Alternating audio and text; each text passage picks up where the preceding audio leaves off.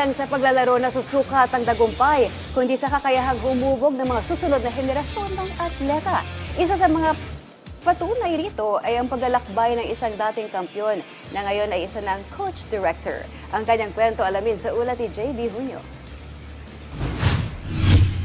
Isang player na handang yakapin ng komunidad sa pamamagitan ng sport. Yan si Jobert Ediza, isang kickball player na ngayon namumuno bilang isang coach director sa Kickball Pilipinas. Nagsimula bilang miyembro ng Batang Signal Team, pinangunahan niya ang kupunan sa pagkakamit ng Konoha Kickball Cup Season 4 Championship title. Isang tagumpay na naglatag ng simula ng kanyang malawak na misyon sa sport. Kasunod ng kampyonato, pinangunahan ng 22-year-old coach director ang isang kickball clinic para sa ETA community sa Tarlac. Isang hakbang na nagpatibay sa paniniwala na ang sport ay isang makapangyarihang daan tungo sa pagbabago ng buhay. Ayon kay Ediza, isa sa mga layunin ng kanyang kickball clinic ay upang mailayo ang mga kabataan sa mga bisyo at magkaroon ng sariling pagkakakilanlan ang kickball sa Pilipinas.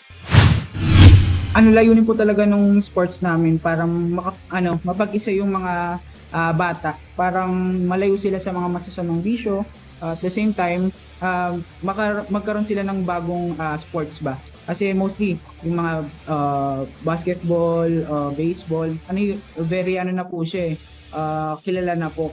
Gusto naman po namin mag-invent ng unique na sports through promoting kickball. Yun po, mas gusto namin mapag-isa yung mga bata.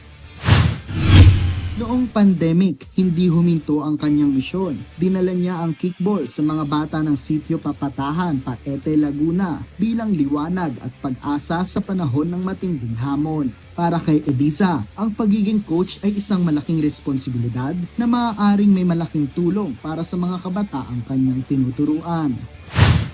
Sa pagiging coach po kasi mostly yung responsibility na maturuan mo yung mga bata, tapos kailangan malaking responsibility na po siya para player po na iniisip mo lang maglaro.